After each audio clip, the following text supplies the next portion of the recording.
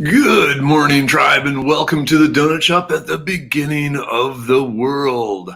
I am your host, Dr. Mark Merriweather Vorderbruggen, live from my kitchen table this morning.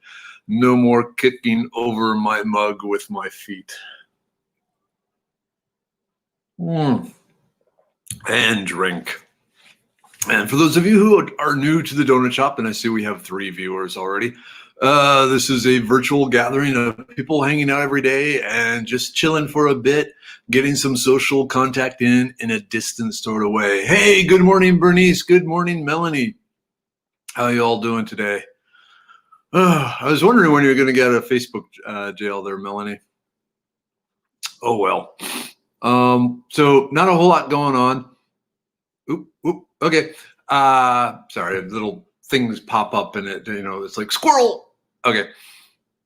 One of the things I want to do, I'm going to wait till, oh, wow, we got like 15 people here already. I wanted to finish talking a little bit about Encyclopedia Brown. This was the book I was talking about yesterday morning when I kicked my mug across the floor.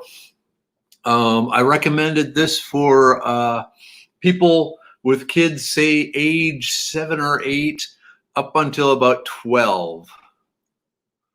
Your good morning was marked as spam. Lovely, lovely, delicious spam. I don't know. So Encyclopedia Brown is a series of books about the boy detective, and think of them as minute mysteries.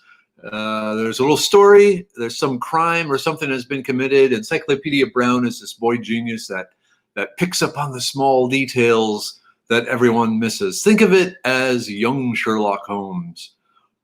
So in the stories, you are given all the clues. You may not realize it's a clue unless you're paying attention. And then it ends with Encyclopedia Brown then pointed out this, except do you know what he pointed out? If you do, flip back to the back of the book where the answers to the mysteries are to see if you got it right. And if you have any sort of observational skills, usually you get them. Let's see. I did miss it. Okay, so my kids used to watch a lot of the Disney films. And so like Snow White and Cinderella, I guess, in both cases, they'd be singing and then the birds and the chipmunks would come on and so address. Chirpy wants you to know that he don't play that game. He, sing if you want, but he's going to come in and clean your house or sew you a dress or anything like that.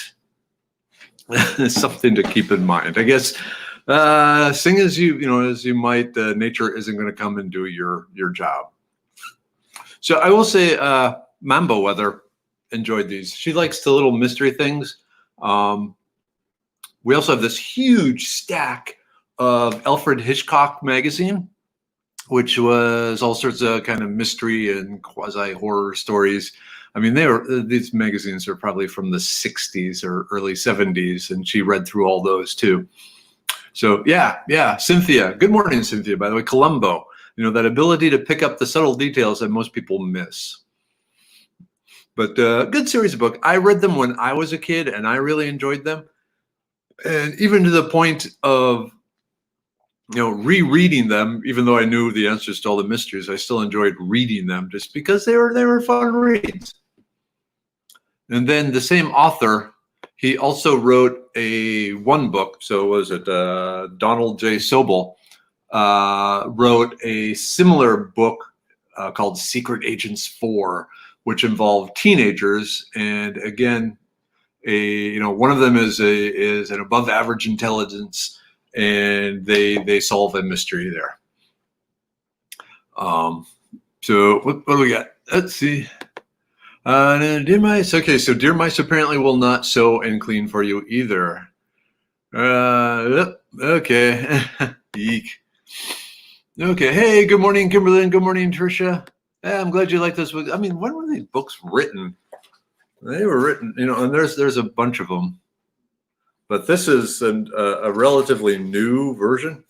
Oh yeah, so there are 13 Encyclopedia Brown books. So this one was written in 1963. 1963. So there are no cell phones or anything like that. I think for a while, there was even a TV show and things like that with Encyclopedia Brown, but it never really took off. Hey, good morning, Charlene. But I liked the fact that my kids read books that teach them observation and problem solving and logic. I hope, in the future, it will serve them well. Hey, Johnny. Yep, they were good books. Trisha. Okay. Yes. Definitely something you want the kids to read, especially, any kid that has a little bit of interest in mysteries or horror or anything like that. Get them in there. Not that there's anything horror in there, but whoops. Cool. I'm trying to. Okay. Yeah. So just one of those things. That was in the stack of the books. It's funny. The top ones I grabbed were more the kids' books, and then I was over there looking. I was looking for this book because I thought I'd put it away, and I hadn't. It was still sitting on the floor. And I found Brave New World and Robinson Crusoe and all these sort of things, and it's like, okay, my kids have good reading habits. If you bore them enough, the kids will pick up a book. So, hey, I now have a topic. Oh, yeah, Nancy Drew and the Hardy Boys. I didn't read the Nancy Drew and the Hardy Boys as much. I read one or two, just because at the time there was a really bad TV show on, and I didn't really care for it. Every comment says this comment was originally marked as spam. I have no idea what's going on here. I am not touching anything. See, my hands are up here. Hey, good morning, Tammy. Anyway, so before Hardy Boys and Nancy Drew and all that, boredom. There's been some really interesting studies that show kids need to be bored. They need to be, basically not entertained. They have to find some way of entertaining themselves with the stuff around them, not an iPad, not an iPhone, not a video game, but just, a book, stick, water, leaves, something like that. They need to learn that they don't need this constant attention and constant visual, internet type stuff. So, this is something to think, it's okay to let your kids be bored. It's okay to take their stuff away and say, okay, sit here for an hour and figure something out. And they will end up, if you, they might start crafts or something and say, that's fine, but, no TV, no video, no digital type stuff. Read a book, make something. There's paper, there's draw, hey, let's play hangman, something like that. But you need the kids to learn that they don't need this constant, electronic demon in their hands. Oh, benevolent neglect. I like that. So, yeah. So I'm doing it with the kids, and we have all these books and we have all these crafts, and the kids, eventually figured out, hey, you know what? Well, here's some paper, and now, mini weather is amazing. Mama Weather, hey, she didn't like to read books, but now in her Mother's Day card, she thanked Mrs. Weather for forcing her to read books because now she really enjoys it. So, Hardy Boys, yep. There was another one. Another series I liked, it was kind of the mystery sort of thing. It was, I can't remember the name of it, but the premise was Alfred Hitchcock's nephew was part of this three guy group. Again, these are teenagers about the age of able to drive. And one of the boys' dad owned a junkyard, and they had a secret trailer in there. And they would use that as their mystery solving base. Hey, good morning, Terry. Oh, the blue hardbacks, Kimberlyn. Yep, those are the ones I remember. Someone said Agatha Christie. Yes. Agatha Christie is an amazing authoress. Authoress. If you haven't read any Agatha Christie's, you got to check it out, because not as The mysteries themselves really cool, but the wordsmithing and the characterization and all that is really, really, really awesome. Probably one of the most classic is "And Then There Were None." That's probably a good place to start. Oh yes, Highlights magazine. That was the one good thing about going to the doctor's office, is they had the Highlights magazine. Now, personally, I liked the Boys Life, the scouting magazine, but it kind of turned to crap. Yep, ghost story mysteries too, and even the old Scooby-Doo.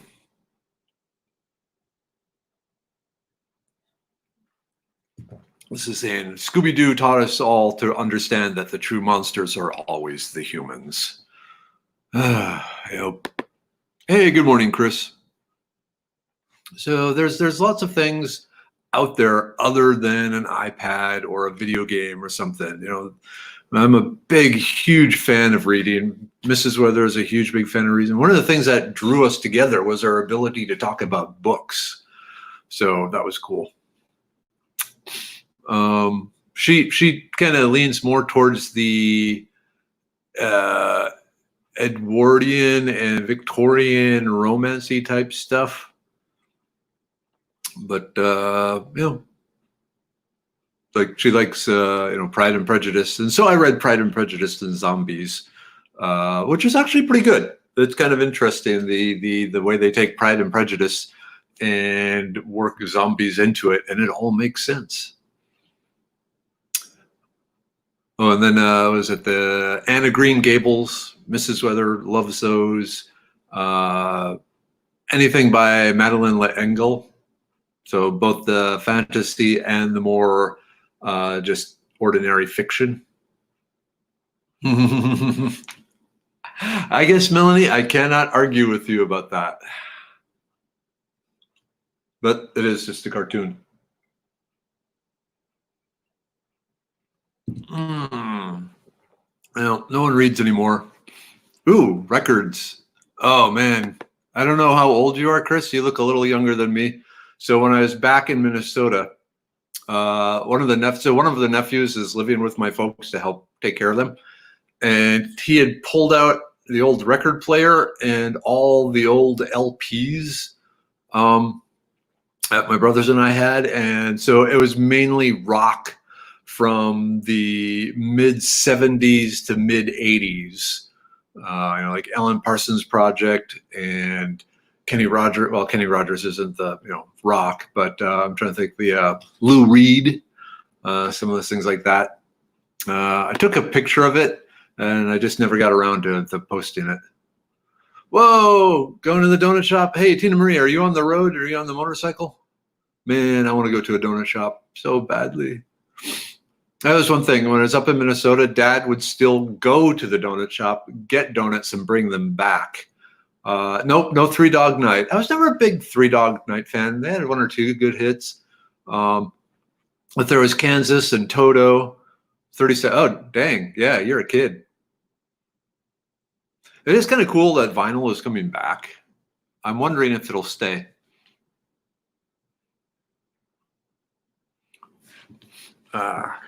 Sorry, I was mentally running through my head. So one of the album, well, several of the albums there was the soundtrack from the movie Heavy Metal, which, if you don't have kids, is a great movie to watch. There was the soundtrack from Flash Gordon, which was also good. There was the Rolling Stones, and a few others.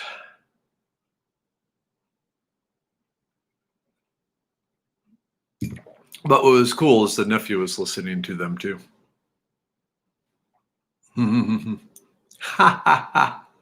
Oh, that's awesome, Jason. The attention is in the potty with a dictionary. Get her a set of encyclopedias, even if it's an old. You know, go to a thrift store or a half-price books or something, and get her a set of encyclopedias and let her get through that. No Steppenwolf. I like Steppenwolf though. Oh yeah, AC/DC, Chicago. Yeah, there was at least one Chicago. I think it was Chicago 7.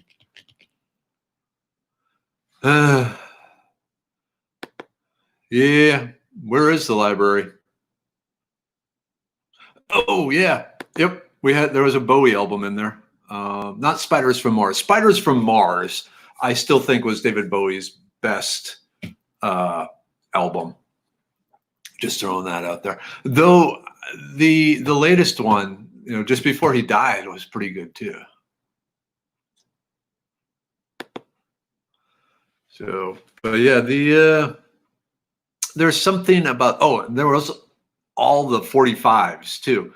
So when it was before I had a car. So somewhere between the age of 12 and 14ish, the Mars company, the company, the candy bar company, had a deal where if you sent them 15 empty candy wrappers from their products, you could get a 45 of one of the recent top hits. And so you would just send them a letter with the 15 candy bar wrappers and a note saying which record you want.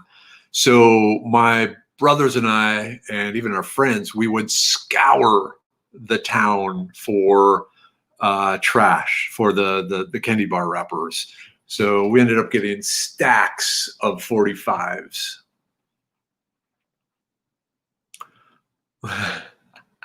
You ate them. There's probably a joke in there somewhere. Oh yeah, National Geographic. That National Geographic is interesting. So we had a subscription to that. Our uncle gave us a subscription to that growing up. And there seems to be a rule that you cannot throw out the National Geographics. So our attic, one of the things in the attics were years worth of National Geographics. And it's like, no one throws them out. They're like too nice to throw out.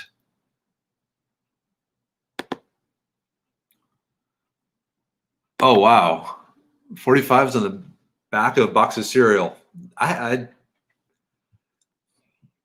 have one vague memory of that, of Boo Berry, the ghost cereal, that they had a Halloween record. I don't know if that's a true memory, though, or not. That's interesting. Mm-hmm. Yeah, older publications and the deals. So the one thing that's really, really interesting, at least from basically when the movie Rambo came out to today, is the survival knife, the crappy survival knife with the hollow handle and the blade that breaks off as soon as you try and cut anything. Back then it was like $9. It's still $9 at Harbor Freight. Totally weird. The hovercraft plans. That's the plans I wanted. I wanted to build a hovercraft so badly.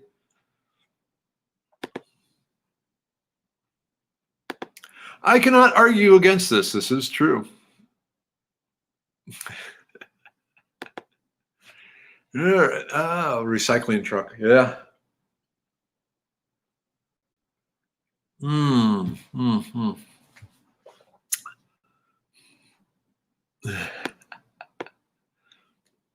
Yeah. Okay, April. All right. I knew I liked you for a reason. I'm not even going to put that comment up. But what else do we got going on?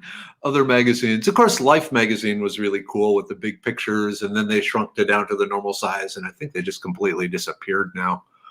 The submarine plans. Mm-hmm. Do you ever try and build a boat, Ricardo? I tried building a boat. I tried building 2 boats. Both of them sank. Oh, well. It was an attempt. I didn't understand the importance of caulking between the pieces of wood to make it more watertight. I thought just having the pieces of wood up against each other nailed would be enough. Didn't work. Oh yeah, the Ford Pinto. Yeah, seeing cars, like nice Camaros and stuff for under $4,000 was pretty cool. To have a time machine.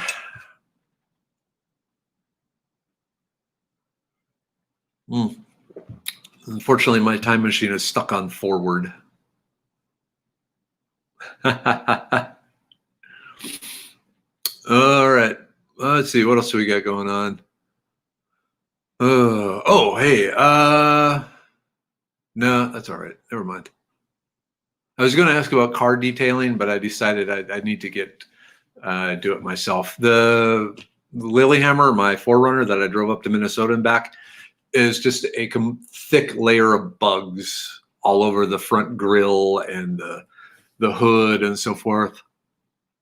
And I was thinking of taking the lazy way out and actually taking it to a detailing company, but I just can't see spending the money on that.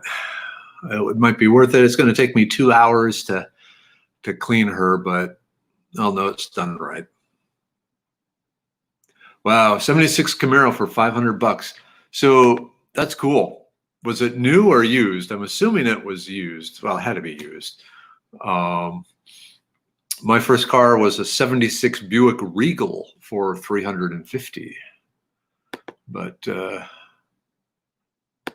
what else do we have? Oh, just a reminder. Just a reminder. Tonight I will be talking about backpacking and camping cookware for those of you who are thinking about getting into the wonderful hobby of hiking, or just anyone, or want to have an emergency kit in your car or something like that. There's a lot of choices out there for backpacking cook sets, and they all have pluses and minuses. And so I thought, I'd go through my collection and just point out what I like and don't like and so forth of the different ones. And then tomorrow, here on the Donut Shop, Mrs. Weather returns. She will be answering your homeschooling questions. So, Elvin, so the Merriweather's World is tonight from 8 until 9 Central Time. Same place here, same situation, except I'll be over in the dining room rather than in the kitchen. But yeah, 8 p.m. to 9 p.m. I'll be talking about camp cookware. And then tomorrow morning, 7:30 to 8, Mrs. Weather will be here answering questions about homeschooling. You had a gremlin. I loved the gremlin. There are very, very, very few gremlins left on the planet. I had a toy gremlin that I drove everywhere. Well, that it was like, a little bigger than a matchbox. It's like 8 inches, 6 inches sort of thing. But yeah. But anyway, yeah, tomorrow morning, Mrs. Weather returns. And so she'll be talking about her adventures in homeschooling. And I will just sit back and nod like I understand what she's talking about, because she did it all. What else do we got going? Yeah, so that's going to, and then depending on if we run out of time, if there's still more questions, homeschooling questions, she will also be back Friday if necessary. If not, if everything gets answered tomorrow, then it'll just be me Friday, and she's still sleeping. 3 gears, that's amazing. The gremlin, just 3 gears. I can only imagine at the shift points on that. Cool. Yeah, there's a lot of good homeschoolers out there.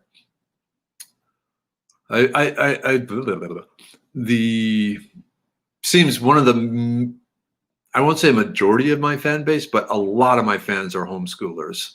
So cool, Amy. Cool, Trisha. Maybe they just, looking for biology type lessons and they stumble across me. Ooh, a vet. A Chevette. Yep. I remember that. Must have been in the mid to late 80s there, Christy. 20 years and counting. Man, you did a long time. Multiple kids. I drank to that.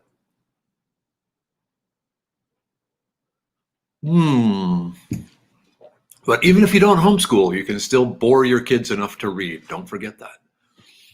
Reading, what was it? Growing up, they always just say reading is fundamental, and I completely agree with that. Yep. Yeah, when I moved down to Houston, I was driving a stick shift. And then the car after that was a stick shift. And then finally, after just getting leg cramps and riding the clutch and everything in Houston traffic, it's like, okay, back to an automatic.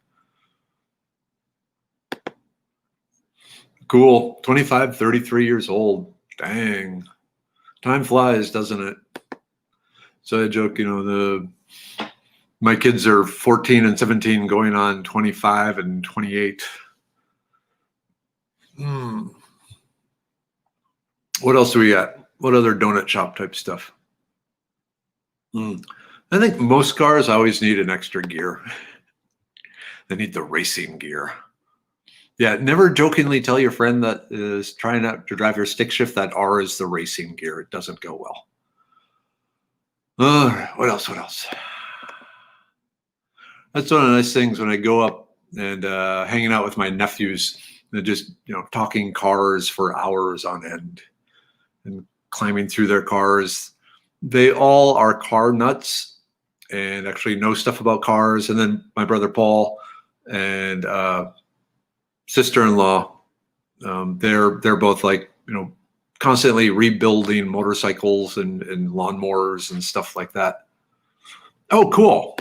From the great courses, huh? I was kind of curious to see how that was, because the picture that they had was not a true molecule. So I was a little iffy, but I also got to remember that graphic design people usually don't talk to the people actually teaching the classes. Yeah, I saw that, Ricardo. That's going to be awesome. It looked like it was in pretty good shape, except for some paint. Yeah, it's kind of sad. So my dad has a 14-foot boat, aluminum, just your basic boat. It has kind of a giant triangle and 3 seats and a spot to mount a motor, and that's it. And then the trailer for it, and he hasn't had it out in probably 4 or 5 years because he just can't get in and out of it anymore. Hey, Mary. Hey, Trisha, go water the gardens. Yeah, they probably need it.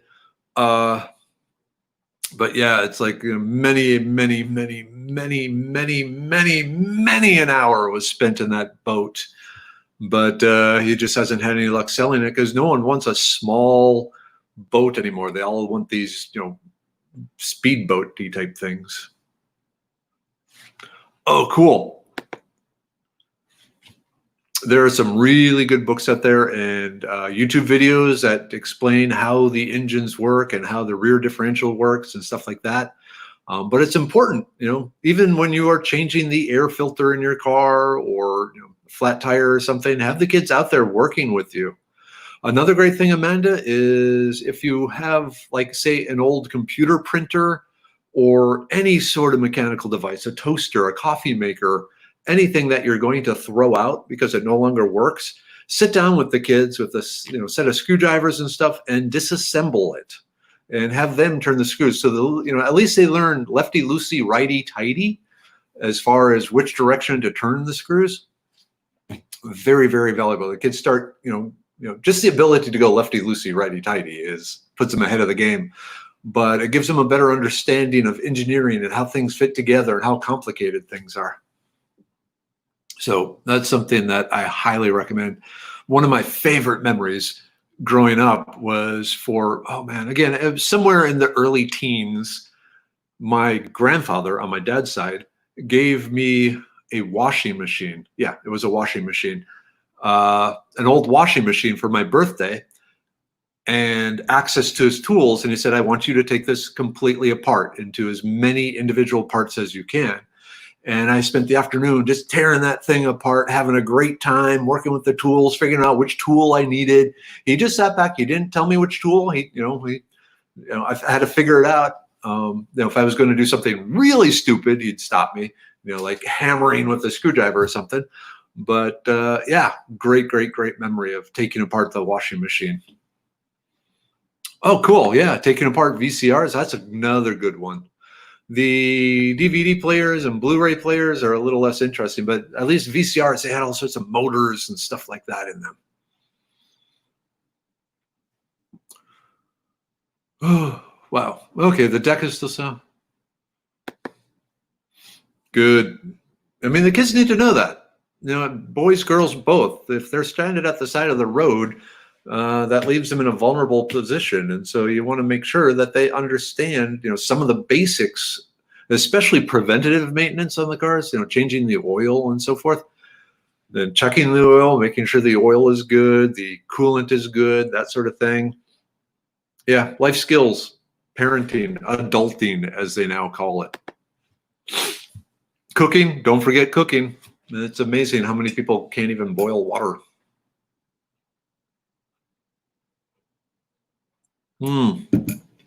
Or make coffee.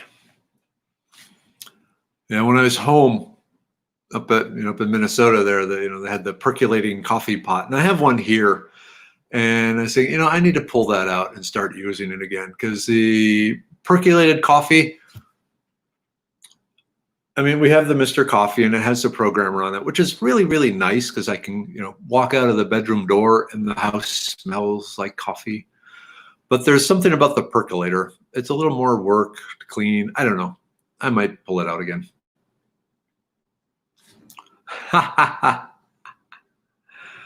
Okay, yeah. So it's best if they, take apart things that aren't currently in use. But still, I for ingenuity. At least they were learning something. Okay, that's awesome, Joe.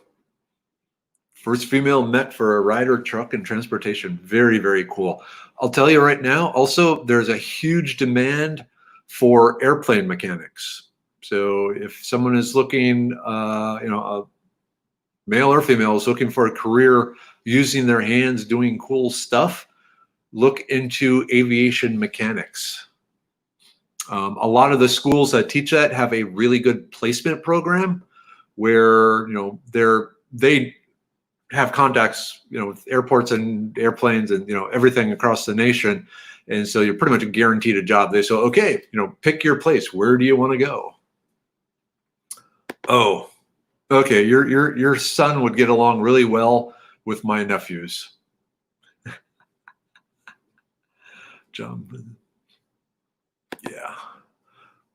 I remember working on cars. Good times. I had a 76 Thunderbird for a while in grad school. It was a beast. It was like 19 feet long. I called it my Klingon battle cruiser, and it was. And there were parts bolted onto that came from totally different makes and models of cars just to keep it going. It was a good car. I bought it for $400 and sold it for a penny a pound and made $400 off it.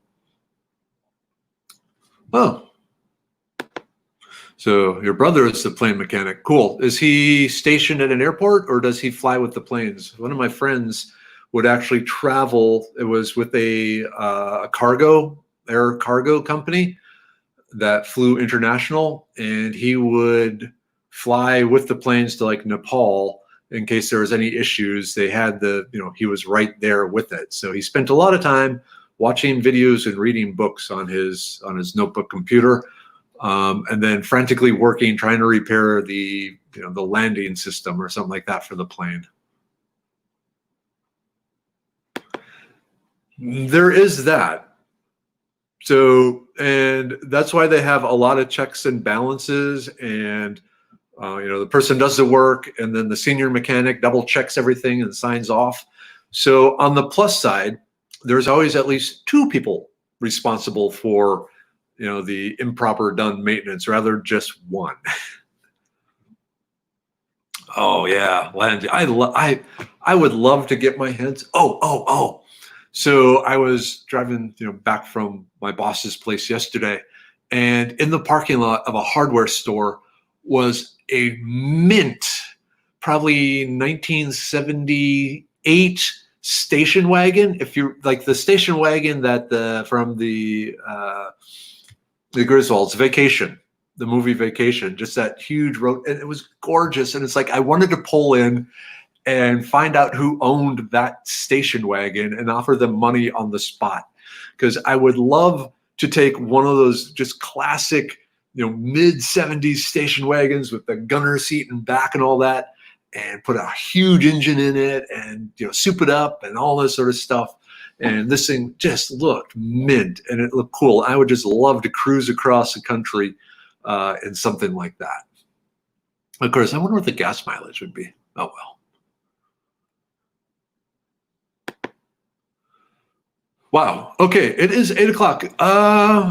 I guess, tribe, we time to, yep, the Brady Bunch wagon. Okay, yeah, we'll just throw that up there. Yeah, so something like that. I love the old station. If you know the, what is it, the Tool Time, Home Improvement, with Tim Allen, the comedian, the kind of pudgy sidekick, he drove a souped up station wagon, which was just totally badass, really. Oh yeah, the Newport. Okay, I need to get stuff done. Time to earn my keep on this planet. So until tonight, like I said, 8 o'clock tonight, 8 to 9, we'll be talking about camping cookware, different things, things to keep in mind if you are looking to buy some. Like I said, I have just about every type of imaginable because I keep looking for the perfect camp set, and it took me a long time to realize there isn't one perfect camp set. So I will be talking about that tonight, 8 to 9. And then tomorrow here in the Donut Shop, Mrs. Weather is going to be back to answer your questions about homeschooling. So that'll be Thursday. And if you have more questions than she can answer in half an hour, she will return on Friday too. Until then, have a great, great day, tribe. Thank you for hanging out. Love to you all and love to each other. And let's go and change the world. All right. Whoa. Bye-bye. And drink coffee too. Change the world and drink coffee. That's what we do.